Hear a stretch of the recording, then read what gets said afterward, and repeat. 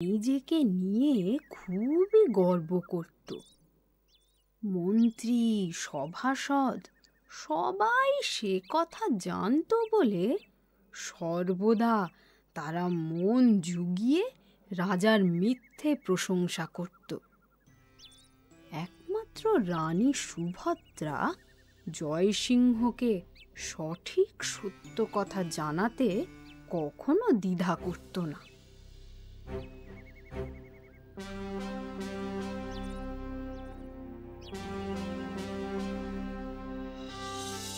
এ কি রানী, তুমি এখানে? আর আমি তোমাকে তোমার কক্ষে খুঁজে বেড়াচ্ছি। এখান থেকে আপনার রাজ্যের অনেক দূর পর্যন্ত দেখা যায়, দেখতে বেশ সুন্দর লাগে। সে তো লাগবেই। রাজা জয়সিংহের রাজ্য কখনো অসুন্দর হতে পারে? এই সবই ঈশ্বরের কৃপা, তারই দয়ার দান। ভুল ভুল রানী, ভুল। তোমার এই ধারণা সম্পূর্ণ ভুল। আর এ কথা বলে তুমি আমায় ছোট করতে পারো না। ভুল আপনি করছেন মহারাজ। আপনাকে ছোট করা আমার উদ্দেশ্য ছিল না। যা সত্যি তাই বললাম। সত্যি? কোনটা সত্যি? আমার সব কৃতিত্বকে অস্বীকার করে তুমি বলছো সবই ঈশ্বরের কৃপা, দয়ার দান, আর তা আমায় মেনে নিতে হবে। ঈশ্বরের কৃপাকে যদি অস্বীকার করেন সেটা আপনারই ভুল মহারাজ। রানী, এ কথা যদি মন্ত্রী বা সভাসদ কেউ আমায় বলতো, তার কি সাজা হতো জানো? তারা কোনো দিন এই সত্য কথা বলার সাহসই রাখতো না, কারণ ওরা সবাই আপনার মন জুগিয়ে চলে। তুমি কিন্তু সীমা ছাড়িয়ে যাচ্ছ রানী। না মহারাজ, আপনার কাছের জন হিসেবে আমার কর্তব্য আপনাকে মনের কথা জানানো। আমি সত্য গোপন না করে সেটুকুই করেছি মহারাজ। অসহ্য! ঠিক আছে, ঠিক আছে, একদিন তোমার এই ভুল আমি ভাঙিয়ে দেব।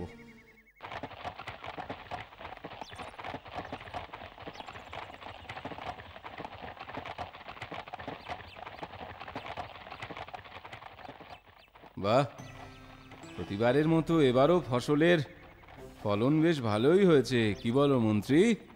আগে ভালো না হয়ে উপায় আছে মহারাজ, আপনার রাজ্য বলে কথা।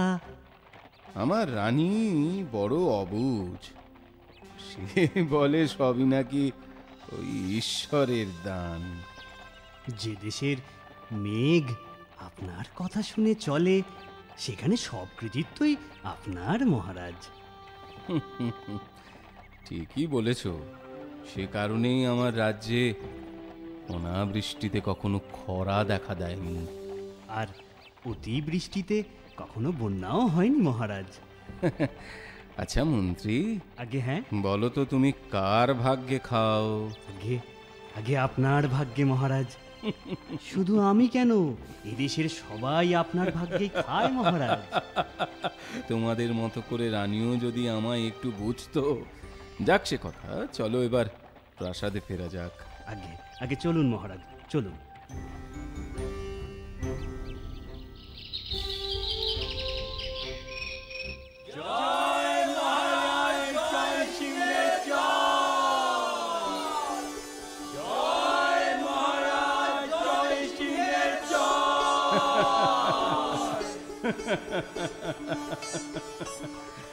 শুনছো মন্ত্রী, প্রজারা কেমন আমার নামে জয়ধ্বনি দিচ্ছে? আগে মহারাজ, আপনার শাসনে ওদের সুখের অন্ত নেই, তাই আপনার দর্শন পেয়ে ওদের তো আনন্দের প্রকাশ হচ্ছে ওই জয়ধ্বনি। বেশ বলেছ, বেশ বলেছ।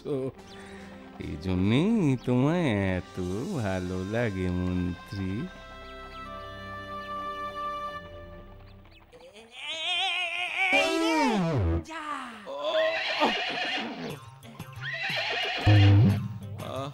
আমায় তোলো মন্ত্রী, আমায় তোলো। এই তুলছি মহারাজ, আসছি।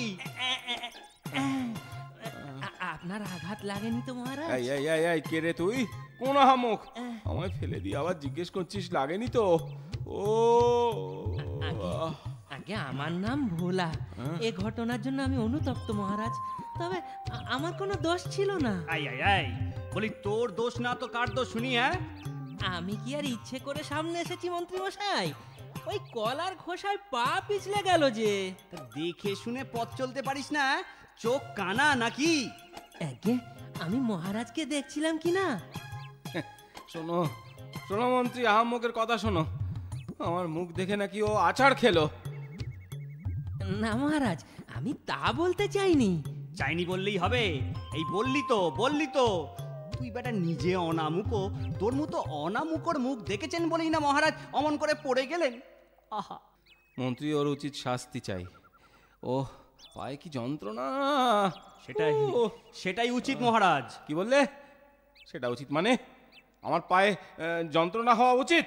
না না না না না মহারাজ, না না না, বলছি এই এই এই এই অনামুকোটা শাস্তি হওয়া উচিত। ও তাই বলো? হ্যাঁ, আজ ওর মুখ দর্শন করে আপনার আঘাত লেগেছে। কালাবার যদি অন্য কারোর। দেখো, অন্য কারো হয় হোক, আমার কেন হবে? আমি মহারাজা বলে কথা। সে আপনার ভাগ্য মহারাজ। শুধু শুধু আমায় কেন দোষ দিচ্ছেন? আমিও তো আপনাকে দেখতে গিয়ে বিপদে পড়লাম নাকি? তার মানে তো এই নয় যে আপনি ওই এই চুপ। হ্যাঁ, আর একটা কথা যদি মুখে আনিস তো এখানেই তোর গলা কেটে দেবো। আর কথা না বাড়ি ওকে বন্দি করো মন্ত্রী। এই কে আছো? এই চল চল, তোর হাত পা বেঁধে জঙ্গলে ফেলে আসি। চলুন মহারাজ, আমরা বরঞ্চ প্রাসাদে ফিরে যাই। চলো। ও কি যন্ত্রণা! মহারাজ, একটা কথা না বলে পাচ্ছি না। বিনা দোষে আমার শাস্তি দিয়ে আপনি সঠিক বিচার করলেন না মহারাজ।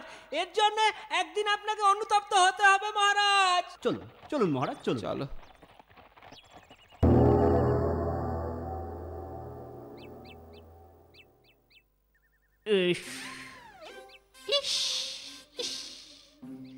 মহারাজের তো পাপ ফুলে একেবারে ঝোল হয়ে গেছে দেখছি।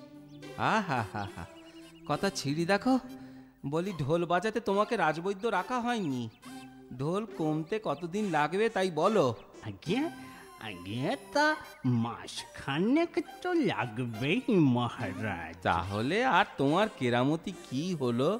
3 দিনে যদি না কমে, হ্যাঁ, তোমারও সত্যি হাত পা বেঁধে ওই অনামুখ ভোলার মতো জঙ্গলে চালান করব। এ কি বিপদ! সে বেচারিকে এ কঠিন সাজা না দিলেই পারতেন মহারাজ। কি যন্ত্রণা! যা করেছি বেশ করেছি।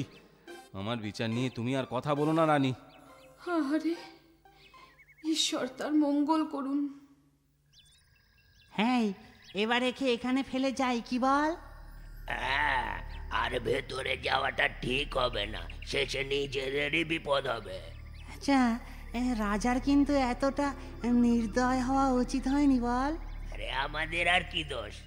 আমরা তো হুকুমের দাস মাত্র, বেচারা।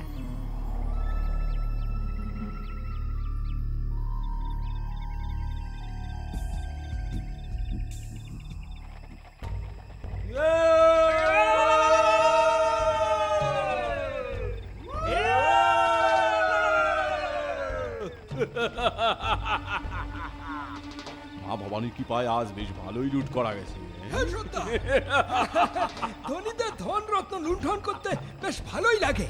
আরো ভালো লাগবে গরিব দুঃখীদের মাঝে তা বিলি দিতে হবে।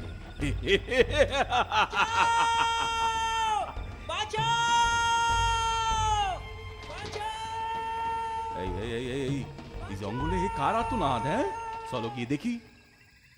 এই কে তুমি? এখানে কিভাবে এলে? আমি ভোলা।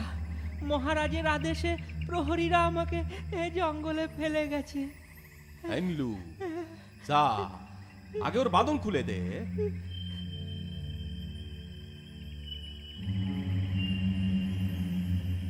এবার বলো কোন অপরাধে শাস্তি দিতে মহারাজ এ আদেশ দিয়েছিলেন? খবরদার, মিথ্যে বললে কিন্তু। আমি সব সত্যি বলছি, সব সত্যি। শুনুন তাহলে।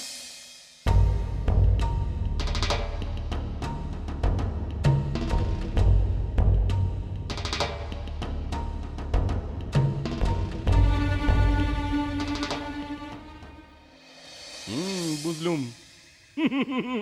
তোমার কোনো ভয় নেই বলা। আজ থেকে তুমি আমার আশ্রয় থাকবে। খাওয়া পড়া কোনো কিছুর কোনো অভাব থাকবে না।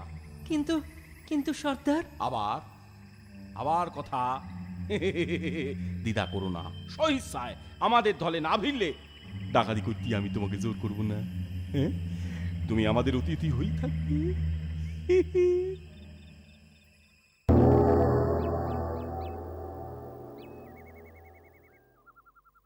মন্ত্রী, আগে আগে মহারাজ বলুন। অনেকদিন হলো আমি পুরো সুস্থ হয়ে উঠেছি। প্রাসাদের সীমায় আবদ্ধ থাকতে আর মন চাইছে না,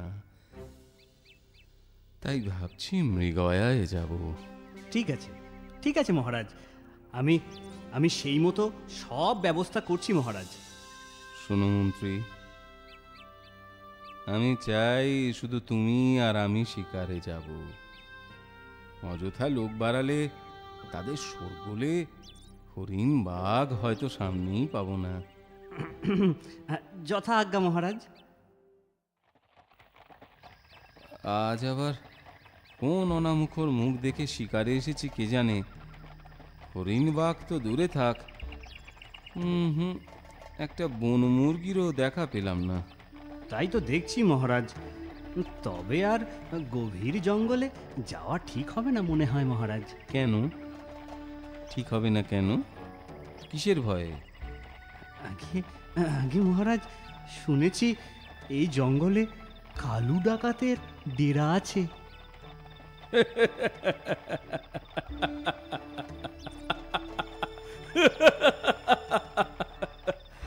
আসলে মন্ত্রী, রাজা হয়ে আমি ভয় পাবো একটি ডাকাতকে? একটা নয় মহারাজ, সংখ্যায় সংখ্যায় ওরা অনেক, আমরা তো মাত্র দুজন। তাতে কি, 100 জন ডাকাত হলেও মহারাজ জয়সিংহ ভয় করে না। চলো। মহারাজ মহারাজ আরেকবার ভেবে দেখুন। না না না না, ভাববার কিছু নেই মন্ত্রী, যা বলছি তাই করো। চলো। চলুন চলুন মহারাজ।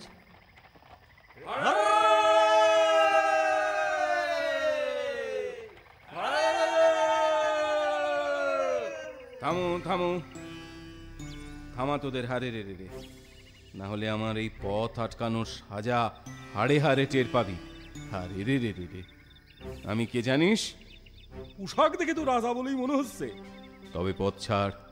তুমি রাজা, তোমার রাজত্বে, আর এই এলাকা আমার। আমি এই জঙ্গলের রাজা, পথ ছাড়বো না। বটে, তবে মুখের কথায় কাজ হবে না দেখছি। মন্ত্রী, মন্ত্রী ওকে বন্দি করো। ঠিক আছে মহারাজ, আমি বরঞ্চ সেনাপতি সৈন্য নিয়ে আসছি। এই একা তো আমি পারবো না। একা কোথায়? আমি তো আছি। আপনি আছেন, থাকুন। আমি ওতে নেই বাবা, আমি পালাই, আমি পালাই, আমি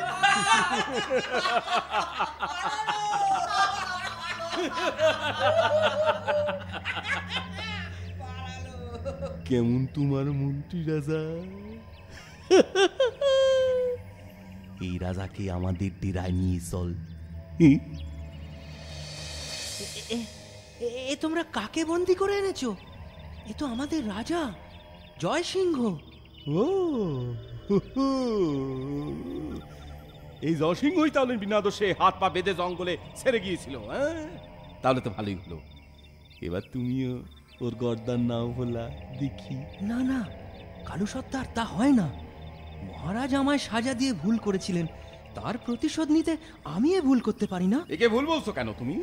শুধু ভুল নয়, এ অন্যায়। রাজার প্রাণ গেলে প্রজাদের কে দেখবে? দেশে অরাজকতা সৃষ্টি হবে। বিনা দোষে প্রজাদের আমি সে বিপদে ফেলতে পারি না। আমার অনুরোধ মহারাজকে সসম্মানে মুক্তি দাও কালু সর্দার। শোনো শোনো, অহংকারী রাজা জয়সিংহ, ভোলার কত বড় মন। আজ শুধু ভোলার কথাতেই তুমি প্রাণে বাঁচলে। যাও, ফিরে যাও, তোমায় আমি মুক্তি দিলাম।